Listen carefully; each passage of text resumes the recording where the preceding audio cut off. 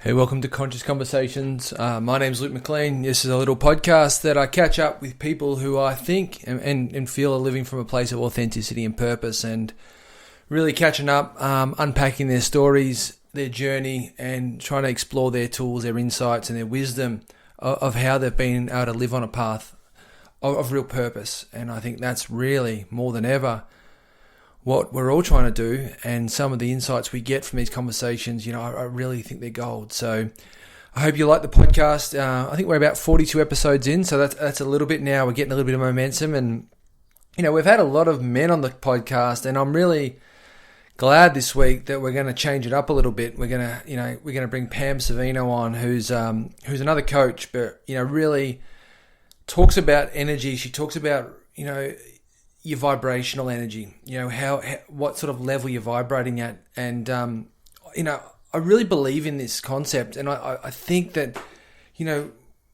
we all are at different energetic levels, and the energy we vibrate at is the energy we give back out and what we receive back in. And a lot of the people that, I work with, it's really around elevating your vibrational energy, and not just physical energy, but your internal energy, your thoughts, your speech, and your actions, and really elevating them to another level of possibility, positivity, and, it coming back, as almost like a karma force to you. And we talk a lot about this in the podcast. So, Pam, has got an amazing journey where she wasn't, and I love this, she wasn't incredibly unhappy, but she was unfulfilled.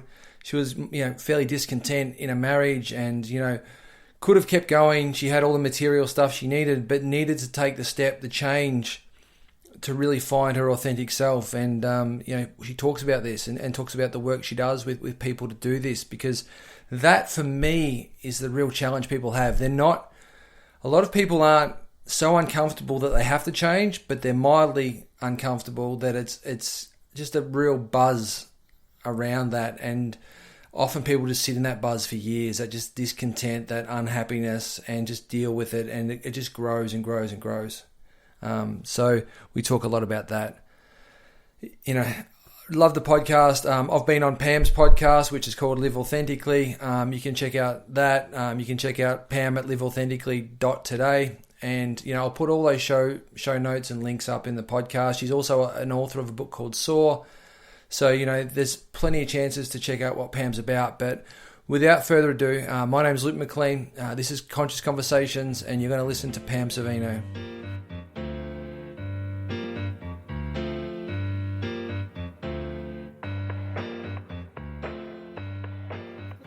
Pam, just really interesting to begin our conversation today in terms of, your journey into coaching, and, where you started this. I know that you went through a divorce, and you use that as a real sort of a starting point or a conversation piece for the clients that you work with. But I'd be intrigued to talk about your journey into this space.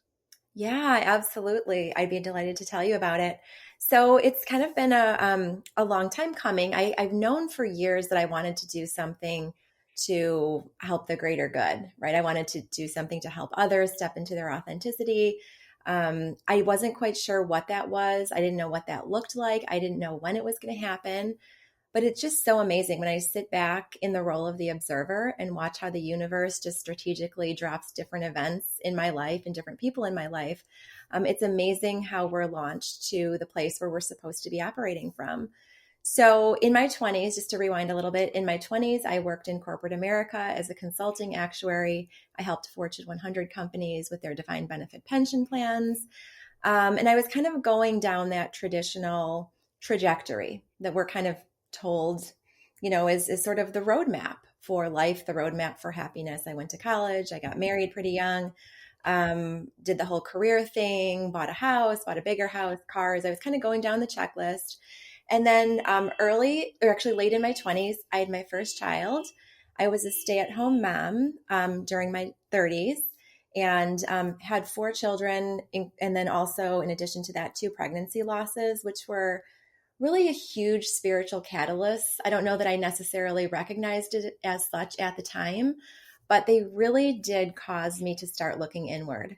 they started this whole journey of self-discovery, this whole journey of introspection, asking those deeper questions like, why are we here? Maybe I'm not just here to go down, check boxes on the checklist and pay bills and amass possessions and kind of go through the motions. So in my late 20s, early 30s is when I really started to dig deep. But then had a few kids. I was knee deep in laundry. I was making homemade baby food, homemade Play-Doh every day, that kind of thing, running around with no makeup, hair in a ponytail. And I really lost touch with who I was. I really lost touch with who I was for years, actually. And during that time, I didn't realize it, but my husband and I were sort of drifting apart. We were sort of growing apart, and early 40s brought a divorce. And it was through that process that I truly stepped into my authenticity. It was so incredibly transformative. I mean, it literally just catapulted me into my purpose. It was during the divorce process that I decided to become a spiritual life coach. And ever since then, I mean, ever since I decided to take that leap of faith and trust and surrender to the benevolence of the universe, I feel like everything has just been unfolding organically. And so that just led into bigger and better things, and I'm making a broader impact. And it's truly amazing to see what can happen when you just sit back and trust, when you just allow, when you just show up as your most authentic self every single day. So that's kind of how I got to where I am today.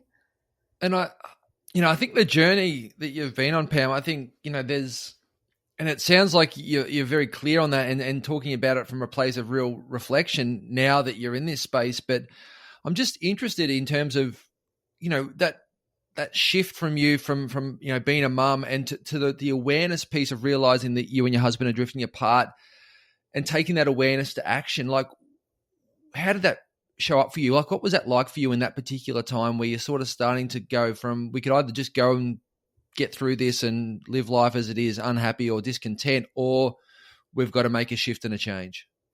Yeah, well, it was kind of, it felt very cumbersome, as the months were going by, the years were going by, and it was sort of hard to articulate, this energy stuff, the feeling. It's sometimes hard to put into words, but all I can say is I just felt incredibly weighed down. And I didn't quite know why. I thought, you know what? It's just because the kids are little. It's just because we're kind of running them around, and it'll become easier when, right? I was sort of kicking the can, deferring it, right? I was sort of in denial mode, rather than being willing to face the music and face head on what was in front of us, which was really just extreme disconnection. I mean, it wasn't a case of any of that ugliness that sometimes is present in divorce cases. There wasn't alcoholism or abuse or any of that ugliness. It was just extreme disconnection. And I really had to I had to be really honest with myself and say, is this, I looked at it from every angle, my vantage point, the kids, is this the mental image of marriage that I want to give the kids? And I really had to get super honest with myself and say, you know what? No. Actually, I think there's a way that we can do this where this divorce can be a gift to all of us because it's going to unleash us into an entirely new reality from which we can be better parents because we're happier people. So there was a lot of introspection. I mean, there was fear, of course. I mean, I was riddled with fear. I'm just going to call a spade and not sugarcoat this. That's part of being authentic, is just kind of putting it all out there.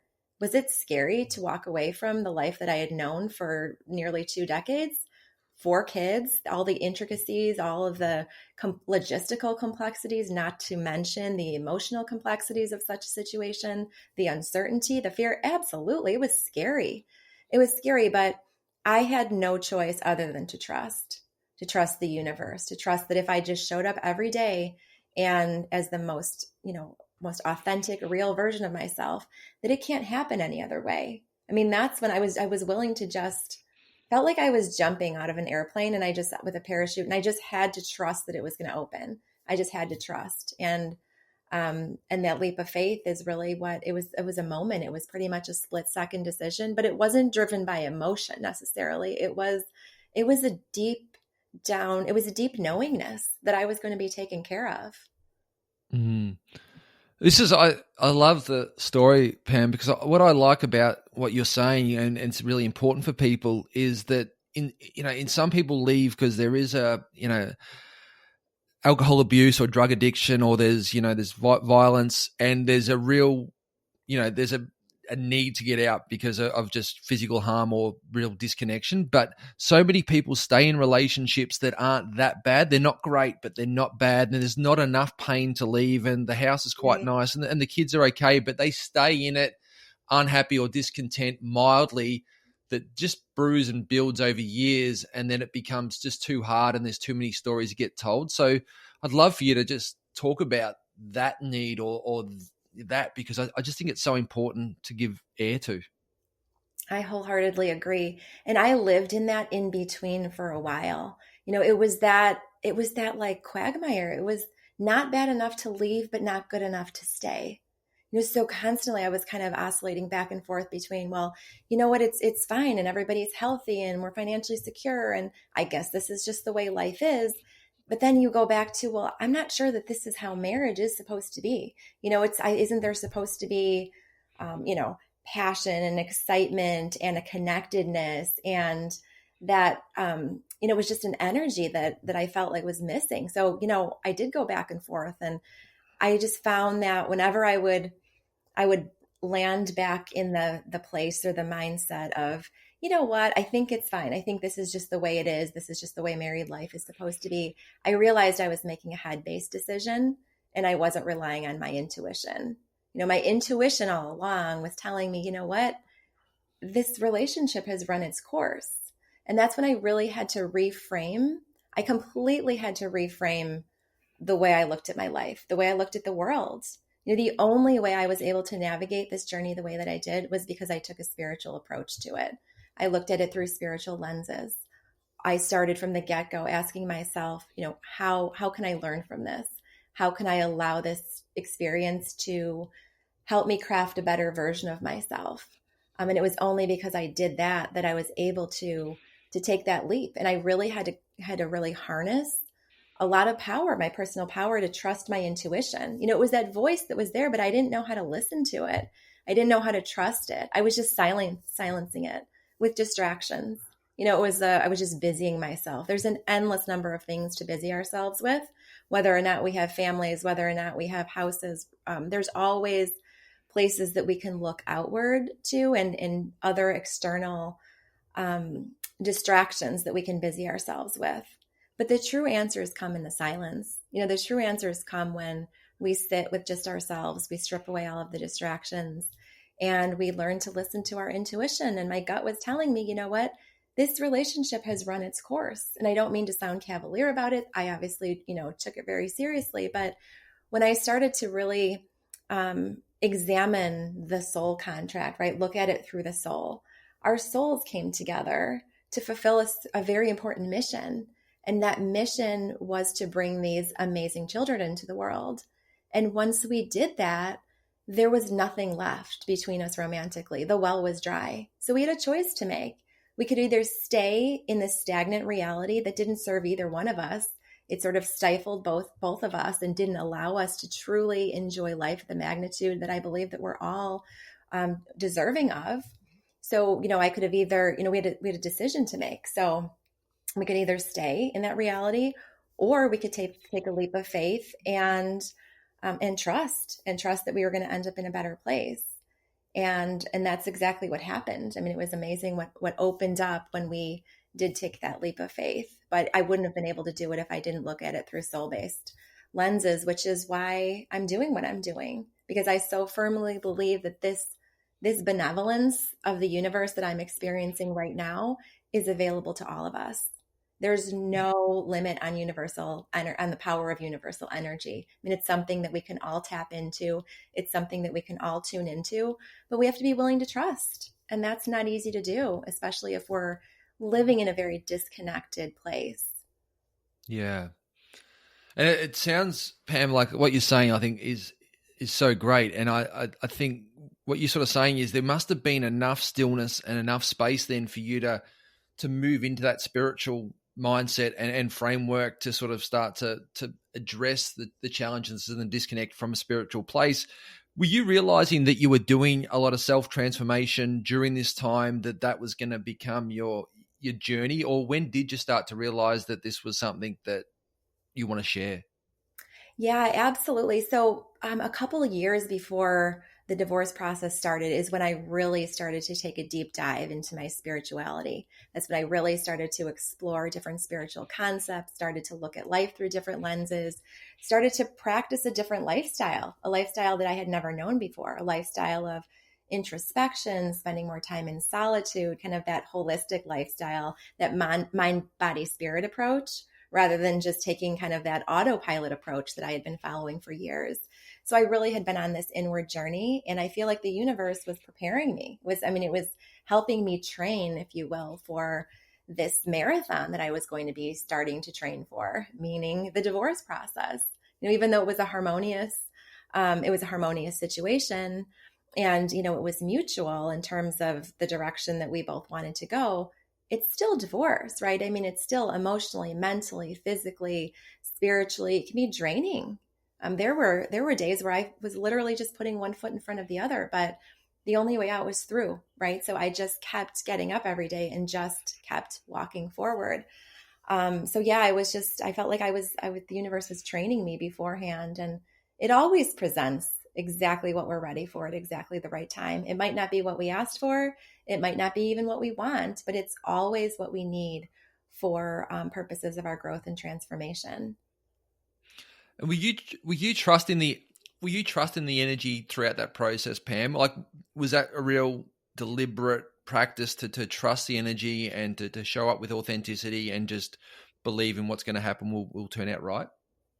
Yeah, it did take a lot of trust, but by the time the divorce process actually was put into motion, I was ready. I was so ready. I thought, you know what? I felt so strong and empowered. And it's because of, again, all of that conditioning, if you will, that spiritual conditioning that I had been doing up to that point. And I just knew, from that moment, it was almost like it was a surreal moment. It was like, you know what? It couldn't have been clearer. This is the direction we are supposed to go. And there were times where my ego would sort of take over a little bit. I would lapse back into doubt, or I lapse back into fear. Right? That's normal. That's part and parcel of the human condition. But I would have this inner dialogue with myself every day and just say, you know what? You just need to keep showing up. You need to keep doing the work, keep putting one foot in front of the other. It was a constant dialogue of reframing rather than, why is this happening to me? I asked myself, what can you learn from this? What's the gift in this experience? What can you take away from this? How can you allow this experience to make you a stronger version of yourself? And it was literally this nonstop, incessant chatter in my mind that was all growth based. And that's what kept me motivated. That's what kept me anchored. It's what kept me grounded. It's what kept me centered. And that was a process of kind of retraining my mind all throughout. So yeah, it was an amazing experience. I had to anchor on trust the process. That was sort of the phrase that kept me anchored, was trust the process. You talk a lot about, and I've read, in your bio about believing in the higher energy and trusting the energy, but also some people misinterpret that to not needing to do the work. And you've discussed already about doing that inner work, that spiritual work. Can you bridge that for us in terms of some people might just think, I've just got to trust it and not do anything else but do that. But can you give a bit more insight into that? Yes, absolutely. It really is a co-creation with the universe, right? Our realities are co-created by the universe. We can't just sit in our homes, lay on our couch and just trust that the universe is magically going to deliver this amazing life to us. We have to show up and do the work. We have to be a willing participant. We have to be a co-creator. So what does that mean? It's a delicate balancing act, right? It's like, we have to partner. I talk a lot about partnering with the universe. It's a joint effort. So, we need to show up with the commitment to being the best version of ourselves every single day. And how do we do that? We develop a lifestyle. We adopt a lifestyle whereby we commit to nourishing our mind, nourishing our body, nourishing our spirit, raising our vibration, right? Putting ourselves into allowing mode, receiving mode. And that gives the universe the space. It gives the universe the space and the grace to kind of work its magic. We do our thing over here. We're investing in ourselves, raising our vibration, committing to growth, and then we trust. So it's like we just have to give the universe that space and the grace, and we have to allow it to surprise us. And we have to be so Mm. firmly committed to our growth where we hold on to the things that we know serve us and the things that move us forward on our path. And we are also at the same time willing to disengage and clear the space from things that don't serve us. So it's a constant partnership. It's a constant dialogue with the universe. And again, a big part of this though is trusting. We are so conditioned to want to control. Again, it's not a judgment, it's not a criticism, it's just a normal part of the human condition to want to arrange the pieces in our reality to match what we're looking for. But we have to trust that the universe has a grander plan in mind, right? We have to trust, we have to surrender. I use that word a lot, surrender. And we just have to trust that, the universe knows what's best for us. And that may or may not be congruent with what we want for ourselves. But it is so incredibly freeing, and life is so much sweeter and so much more fun when we do hand over the controls, right? I talk a lot again about the passenger seat, right? When you're in a car, what seat do you want to be in?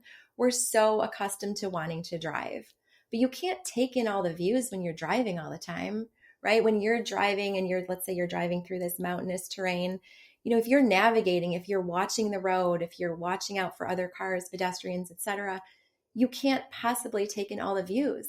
Well, that's where the universe belongs. The universe belongs in the driver's seat. So I encourage people to shift over to the passenger seat and let the universe do the driving. Maybe you'll do a little navigating along the way. Maybe you'll give some input. Maybe you'll ask a few questions, but allow the universe to do the driving, and life is so much sweeter. Yeah, that's a beautiful analogy, Pam. Like it's a nice reframe on it, because I also think that in modern life we want control of the outcome. Like we'll do the work if we can guarantee that's how it'll turn out, and we all know that that's not ever going to happen. We can't guarantee anything Right. because impermanence and change is there, and so often we won't commit ourselves or surrender or be vulnerable or open up, knowing that we're not sure of the exact outcome. We've got an idea and we can manifest it, but we've got to trust it and give energy out to receive energy back, not knowing how that will show up exactly. Yeah, I'm so glad that you said that, because detaching from the outcome is such a big piece of this process. Because when we cling onto something so tightly, energetically, that creates resistance. Where we're clinging Mm. onto it, we're putting it up on a pedestal. So energetically, we're separating ourselves from it. It's like making a statement saying to the universe, you know what, I'm focusing on what I don't have. I'm focusing on the disparity. I so badly want this. And you're basically making the assertion that I'm not worthy, right? I'm vibrationally separate from this. But once we release it, right? Once we detach from the outcome and trust and say, you know what, there are many outcomes that may be in my highest good. And I'm going to give this over to you, universe. I'm going to allow you to deliver me the outcome that's in my best interest. It is just so energetically freeing. So I'm really glad that you brought that up. Detaching is such a big piece of it. And it seems counterintuitive because it's like, well, we're conditioned to set goals, right? We're conditioned to set goals and hunt them down and chase them until we get what we want. But that's not how this works energetically. We just create resistance. So it's when we're clinging on to an outcome, when we're so fixated on one particular scenario, we actually distance ourselves from that scenario because energetically there's resistance there. So I'm just trusting, right? Trusting, saying, you know what? It's okay to ask. It's okay to have those conversations with the universe and say, universe, this is what I would really like. But I always encourage people to caveat that, right? Caveat that, put that addendum on saying, this is what I'd really like. However, what I really want you to do, though, I'm giving you the license to deliver what is in my highest good. And that may or may not match up with what I want for myself. Mm. Yeah. And that what you're saying, Pam, there's a big difference between attachment and connection. Yeah. Like attachment's like a parasitic relationship, and you think of a like a barnacle on a pylon that's attached. It's fixated itself onto that and not coming off, and it'll take great effort to try to rip that barnacle off. But at connections, when it's a mutualistic fit of connecting with nature or connecting with someone, and it's a shared energy. It's not one person forcing their energy on something else. Right. And I think that's people sometimes attach or misinterpret connection to attachment, and we can connect to our goals and connect to our true self, as opposed to attached to a way we want it to be or it has to be. And if not, we're going to suffer from that. Absolutely. I would echo that wholeheartedly. And it really does have to do with the energetic flow that's present. So in connection, there's just sort of this free flowing, mutual exchange of energy. But with attachment, there's more, the energy is flowing in one direction. So it's a dependent situation. There's a codependency there. And the best scenario is, again, with that connection, you open up the channels and you open up the energy to move in a very free flowing way. And there's a circuitous kind of nature to it. And both sources fuel the other. I mean, it's an amazing, amazing scenario. And energy, talk to me about energy, Pam, because you talk a lot about that. And I love to talk about energy because I think that we're just beings of energy. That's all we're doing is we're transforming, giving, receiving energy. And that's what, life's really about. It's about feeling, moments through energy. So I'd love to get your thoughts or insights into how you work with energy and, how you manifest energy for yourself.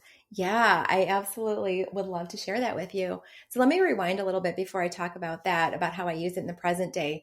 I remember it. So for me, my whole world changed when someone said to me one day, I'll never forget the conversation, everything is energy. I had never been exposed to that belief system before. And for a little while there, it took me some getting used to. I thought, what does that even mean? It sounded a little woo-woo to me. It sounded a little out there, but I was curious and I started to research it nonetheless and started to explore quantum physics. And don't worry, I want to go into all of the details about that. But, everything in our universe is energy. This is what I've discovered through my research. And it's been absolutely fascinating. Everything is energy. When you think back to grade school, when we learn about matter and the building blocks of matter, atoms are comprised of units of energy, right? Neutrons, protons, electrons. They're these whizzing units of energy. And there's the inside is not matter. It's not stuff. It's not physicality. So everything in our universe vibrates at a different frequency. And that's what kind of gives rise to all of this physical separatism. So when we start to look at the universe through those lenses, the game starts to change, and pretty rapidly. So when we fully understand that everything in our universe has a vibration, and we understand that the law of attraction is a foundational law of the universe, the law of attraction, in a nutshell, says like attracts like. So similar things of similar vibrations are matched up with one another. So the universe plays the matching game all day, every day. So everything that we want in this world is at a high vibration. Emotions, everything has an associated vibration. So peace, love, truth, connection, joy, contentment, forgiveness. Those are all high vibrational places to be. That's ultimately where we want to be. But we tend to go about it we tend to kind of take this wandering, meandering road there and don't quite crack the code unless we view the world through the lens of energy. So our goal is, since we want to attract the highest vibrational things in our life, we need to elevate our vibration. And we do that by working on ourselves. We do that by nourishing our mind, body, and spirit. So it's through that practice, that self-love lifestyle, that lifestyle where we commit and we prioritize investing in ourselves, that we do it through that. We do it through connection, right? We do it through connecting to our higher self. We do it through sitting quietly, through solitude, through gratitude. There's so many different ways that we can foster that connection. And then that's when we start to experience magic. That's when we start to see, I just had an experience yesterday with my daughter. She had an energetic shift. I helped her kind of reword something, reframe something. Something literally just dropped into her world. And she called me. She's like, Mom, I can't believe that happened. And I said, this is energy. You're doing energy work here behind the scenes. It was a manifestation. It was a micro and immediate manifestation right before her eyes. So it was absolutely amazing. When we have that mindset, when we navigate the world through that mindset and through that commitment to connection and constantly asking ourselves, again, it's that constant dialogue. How does this fuel me? How does this serve me? How does this propel my growth and transformation? Is this in my highest good? It's really a moment-to-moment decision-making process all day, every day, asking yourself, how does this move me forward? And that's really the mindset behind all of the energy work that I do. Yeah, beautiful. Yeah, it's and for anyone that David Hawkins, he wrote about this in a map of consciousness, which he measured energy and measured almost those different states and had a hierarchy of different enlightenment and courage and these different energetic states that actually exactly what you're saying, Pam, vibrate at different levels and frequencies, and we attract those that come in. And this is why Eckhart Tolle talks about people that share pain. That if people are talking negatively, they'll attract more negative people, and you're shifting that in the opposite, in terms of if we can vibrate at our highest energy, our highest self, we'll attract those people, those moments, those experiences back in at that same vibrational state. Is that what you're sort of saying? Yes, absolutely. And when you were talking about that, this chart just popped into my head. There's an emotions vibrations chart out there. Everything, like I said, in our universe has an associated vibrations, and emotions are no exception. So there's a chart that shows it's measured in megahertz. It shows the electromagnetic frequency associated with different emotions.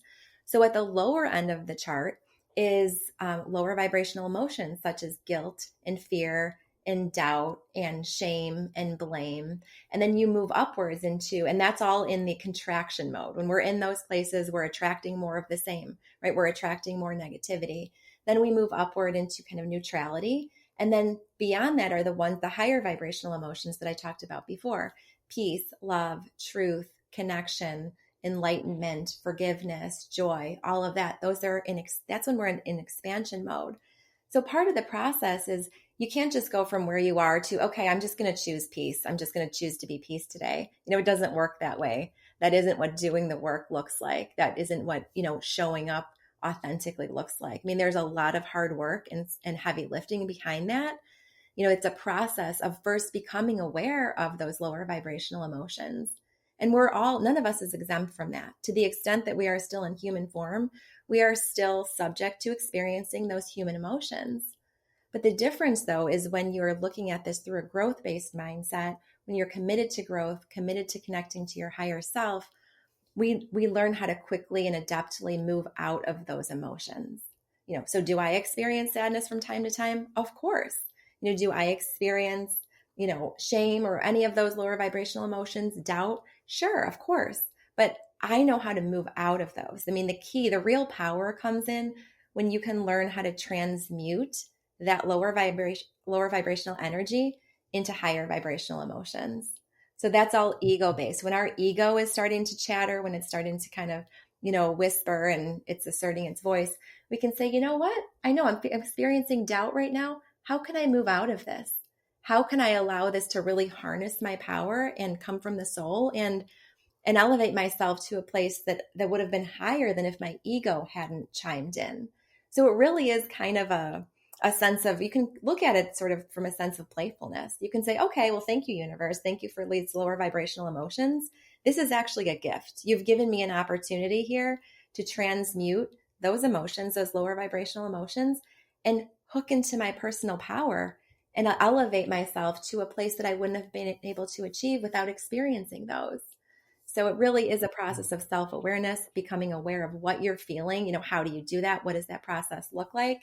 Again, there's a framework. It's not a hard and fast framework, but it's a general structure of, getting really, really in touch with how you feel, right? That's something that we're not accustomed to asking ourselves, right? We're constantly asking other people, how are you? How are you? But how often do we do check-ins with ourselves? Right? How do I feel spiritually, mentally, physically, emotionally? And then secondarily, after that, after we have that level of heightened self-awareness, what do I need? Right? What do I need to fill myself up in one or some or all of those buckets? So it's a moment to moment practice. And we do that work, Pam. We do all this work at you'd know better than anyone at a corporate level. A company will have values. It'll have a mission statement.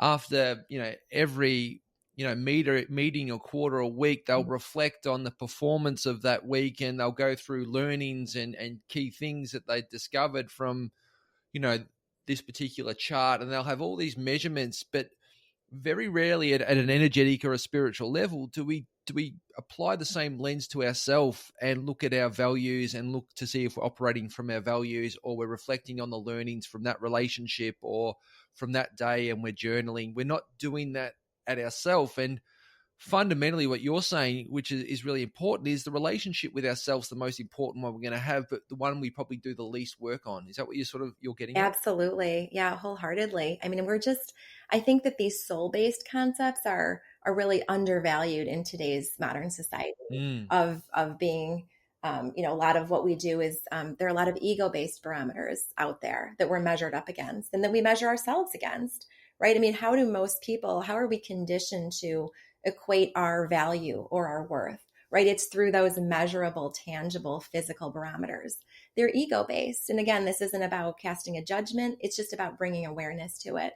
So we're brought up thinking that success comes from the big bank account or the fancy cars or the status or the corner office or the big house. But nobody ever focuses on, like, are you happy? Like, that's not a topic of conversation, right? It's, what job do you do? Where do you live? It's all about, like, the stuff, kind of the veneer, so to speak. But where the deep fulfillment and the happiness comes from is when we do the soul work, when we shift over and really anchor on those soul-based initiatives. Yeah. And do you think there's a bit of a feeling that it's an either or scenario, that if you want the soul and the connection to the high frequency, you can't have the house or the car or the job? Yeah, I think there may be that belief out there, but I absolutely believe that they can both be achieved contemporaneously and that they can both coexist. I mean, the universe, abundance is actually, I was going to say, one of those higher vibrational places, higher vibrational states. The universe wants us to live in a scenario of abundance. It really truly does. And that's a natural byproduct of doing our soul work. That's a natural byproduct of living from that authentic place, aligning, to the essence, connecting to the essence of who we are. Then everything flows organically from that place. So there's nothing wrong with having the big house, having the cars and all that, but it must be balanced, though, with the soul-based virtues.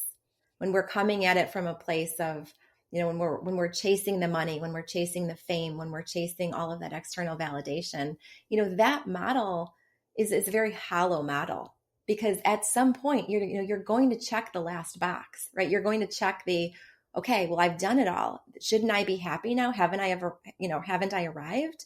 Isn't this it? Shouldn't I feel like I have it all at this point? And when you're operating from the place of the ego, you will never feel like you have it all. You'll constantly be looking for that next thing to fill you up. And it's incredibly depressing. It's incredibly exhausting when you realize that, that wasn't it. That wasn't it. So when you are operating from the place of the soul, it never runs dry. I mean, that is a well that never runs dry. And that's when you feel abundant. That's when you feel energetic. That's when you feel liberated. That's when you feel a sense of freedom that you could never achieve under the ego. I mean, the list goes on and on, but I think that it's more nebulous, right? I mean, people don't know how to get there. Those soul-based concepts are just harder to wrap your brain around, because again, we're not accustomed to living in that place. We're not accustomed to functioning from the place of the soul. Yeah. Yeah. And I guess there's a question always with that, Pam, is if you've got, and nothing wrong with it, but if you're chasing the cars, the house or the job, why and what's that trying to replace or fill in you, that maybe something's missing. But if you've got that soul work, if you've done that inner work and you're feeling that relationship with yourself is in abundance, then acquiring those things it's going to come from a very different place of what you need, and realizing that, that joy, that happiness, that energy is available to us in almost any moment, and that we don't need those external things to feel a certain way. I think that's the important thing that some people miss, that it's trying to replace something rather than it's already in us. Definitely. Right. I mean, we already have everything we need within us, right? We don't need all this stuff. We don't need to busy ourselves and to fill our lives up with all this stuff. At the end of the day, and I think the pandemic has taught many of this more than any other event in history, is that, we really don't need that much to be happy. at the end of the day. Mm. We just ourselves, connection, few good relationships. I mean, that's pretty much it. All this other stuff that we fill our lives up with, we don't take with us when we leave this earth. We can't take it with us. But it's, again, to live from that place of the soul, though, it can be a scary journey. I mean, it can be scary to look at ourselves in the mirror and start to peel back the layers and start to ask ourselves those questions. It's hard to be honest with ourselves. Let's face it, right?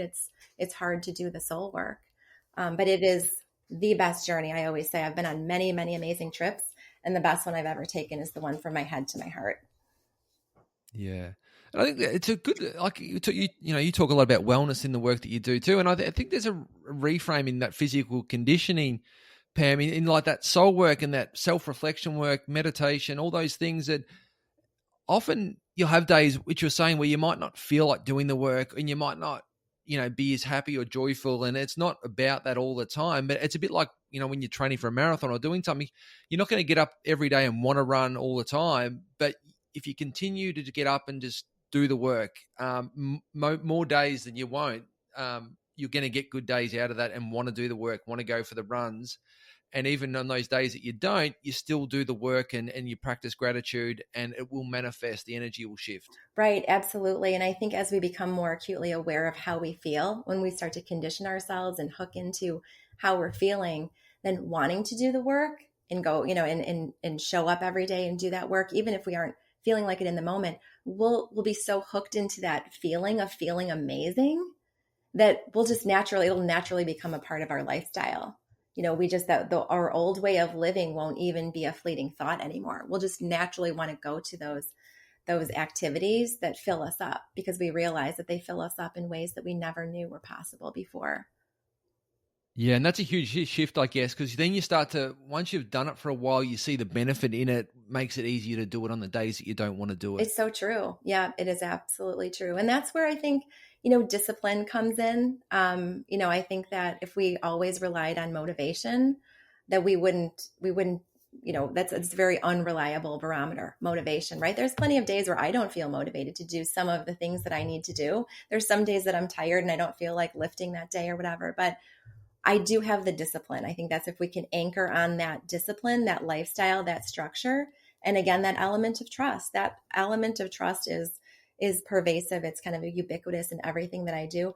I just trust that if I show up and do the work, whatever that work looks like, maybe it's soul work, maybe it's body work, right? Maybe it's lifting that day. Maybe it's going grocery shopping and going, and buying fresh ingredients for a salad rather than grabbing something quick.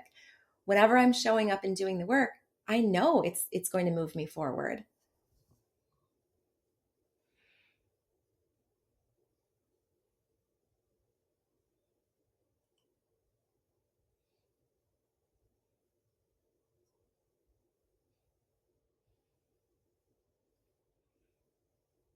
Sorry, I got that, just that last probably 10 seconds, Pam. I just missed that last 10. It's okay. Let's see. I'm trying to think about exactly what I was saying. I was saying about. You were just, you're saying maybe it's soul work, maybe Yeah. it's, you were sort of talking about the different. Yeah. Okay. I can pick up there. And yeah, as long as I trust that if I show up and do the work, and that work is could look different on any given day. I mean, maybe that looks like, some days it looks like soul work. Some days it looks like body work, right? Some days it involves, lifting or investing in our health and wellness. Some days it looks like going to the grocery store and buying a bunch of things in the produce section so we can come home and make a salad instead of running and grabbing something quick that doesn't necessarily fuel our bodies in a healthy way. So that investment, that can look different at any given point. But as long as we're showing up and we're doing some work of some kind, whether it's to nourish our mind, body, or soul, again, we have to trust. It's that element of trust that's pervasive, it's ubiquitous, it's systemic, it's present in really every aspect of what we do when we're living from the soul. So we just have to trust that if we show up and do the work, any kind of work that moves us forward, the universe will continue to deliver what's in our highest good. And do you feel, Pam, that that's like that spirit, that body, it's all connected as well, like it's all one? The spirit is, I just want to make sure I understand your question. Sorry, I mean, like, fueling the body with the right food, working out, doing the spirit work, meditating, Oh, absolutely. You need it all as part of that whole person, that soul journey. We need to do it all, because it's all connected and deeply rooted in each other. Yeah, absolutely. It is absolutely interrelated. It's a multidisciplinary effort. It's a lifestyle. Really, it's a multifaceted endeavor that really does require presence. It requires cooperations from all facets, mind, body, and spirit.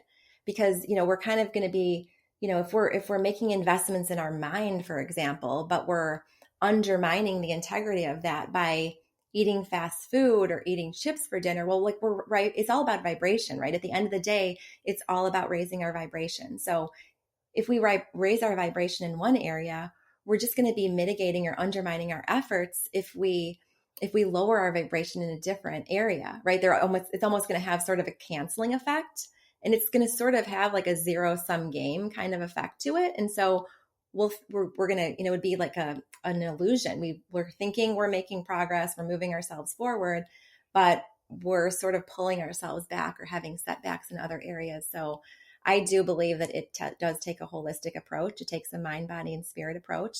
But when you blend investments in all of those areas, that's when you really start to launch yourself. I mean, that's the springboard, is when you commit to that lifestyle in all areas. Yeah, so true.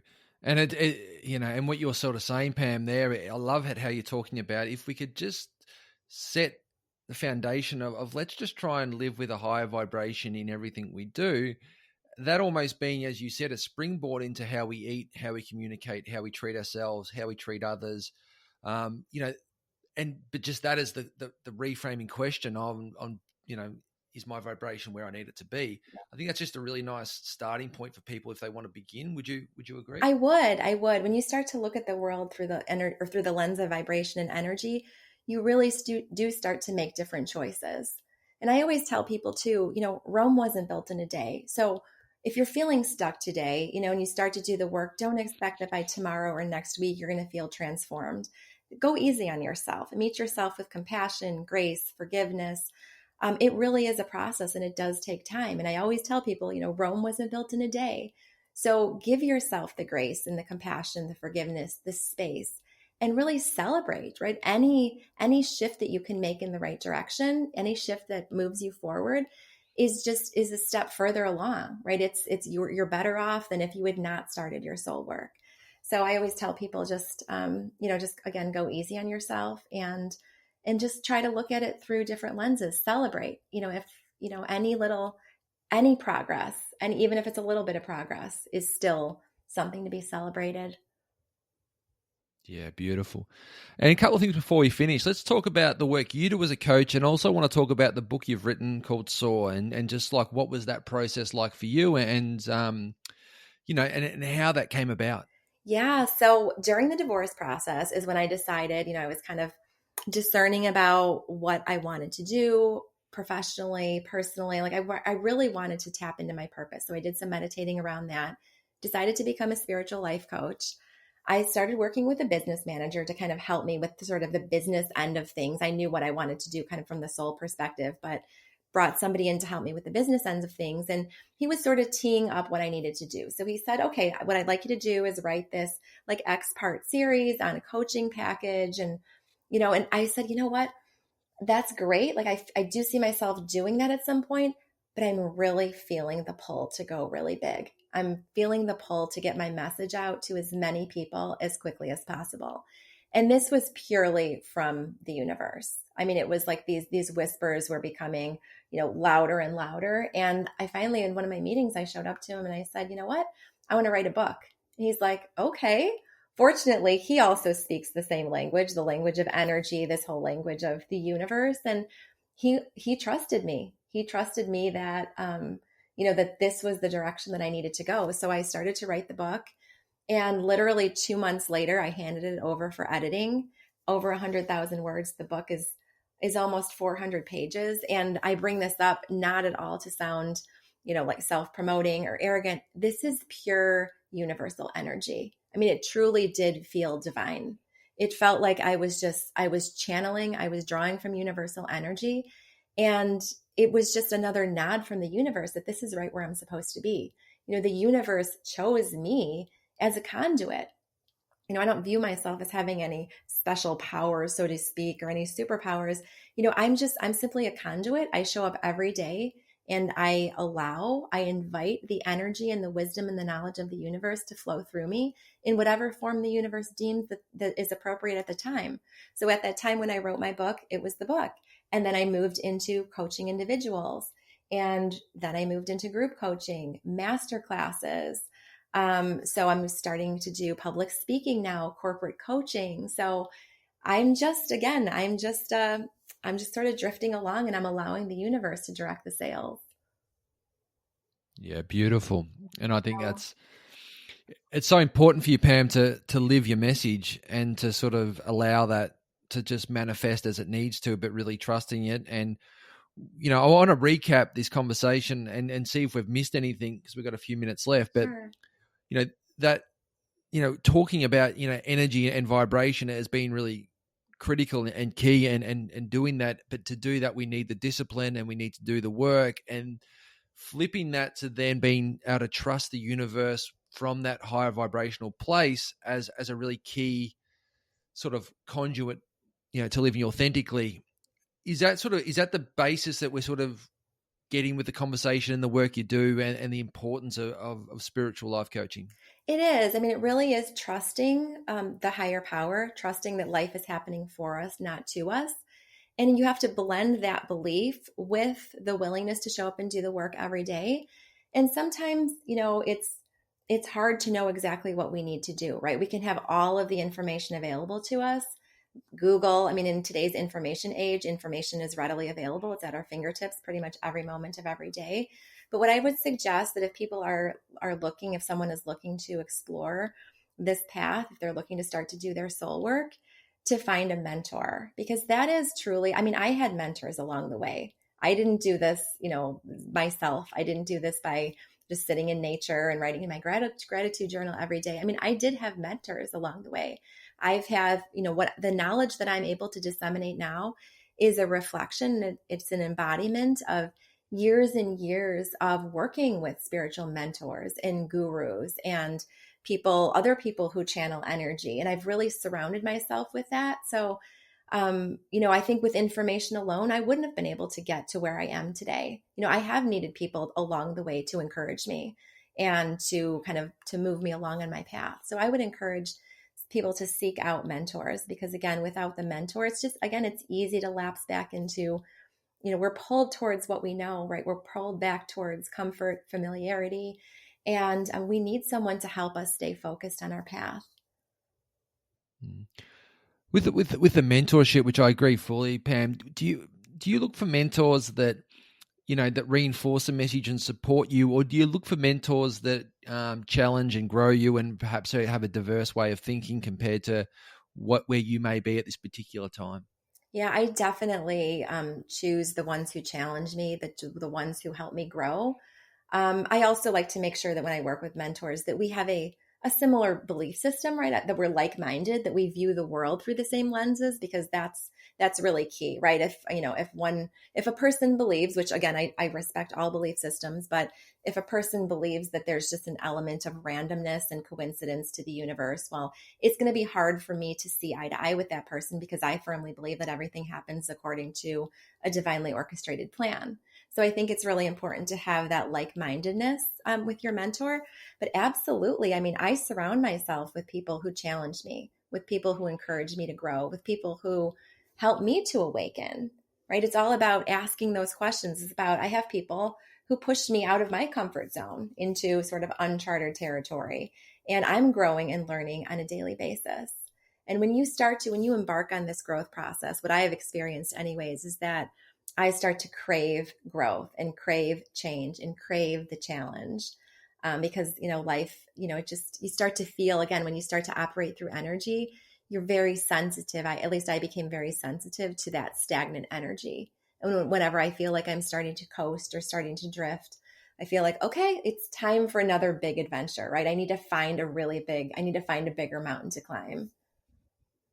Yeah, beautiful. And I think that vulnerability, or not the vulnerability, but that realness as a coach to share with clients that you're going through and you're being mentored and coached as well, it's so important that coaches open up and do that they don't have the answers and they're still on their journey as well. I'm a big believer in that, in terms of, when you're working with clients, that you can actually just show up with that authenticity to them. Right, right. I think, I can't just talk the talk. I have to walk the walk, right? So if I'm encouraging my clients to surround themselves with mentors, surround themselves with people to guide them, I need to do that as well, right? To say that I'm all knowing, or to say that I've already accumulated or amassed all of the knowledge that I need to in order to do my practice would be, I view it, at least my assessment of myself is, I view that as coming from an egoic place, right? I mean, I have to be open-minded. I have to be constantly be in that state of expansion and be committed to that growth. So, some of the best coaches in the world have coaches, right? Athletic coaches have coaches. They have mentors, business coaches. Some of the most successful people I know have mentors. So, if I'm gonna, I need to walk the walk. Beautiful. Pam, where can the audience get your book, and where can they find you? So my book is available on Amazon. It's called SOAR, SOAR. It's an audiobook, paperback, and Kindle. I also have a website, and I can be found at liveauthentically.today. I also have a private Facebook group, liveauthentically.today/FB. And I can also be contacted directly via email, Pamela@liveauthenticallytoday.com. Beautiful. We'll put all those links in the show notes. But Pam, thanks for coming on today. It was a beautiful insight into your journey. And also, I love the discussion today just around trust, around energy, and around vibration. I think it's what we need, especially in the world today with what's happening. And, it was a really beautiful conversation. Thank you. I enjoyed every minute of it. Thank you so much. It was such an honor for you to have me on your show.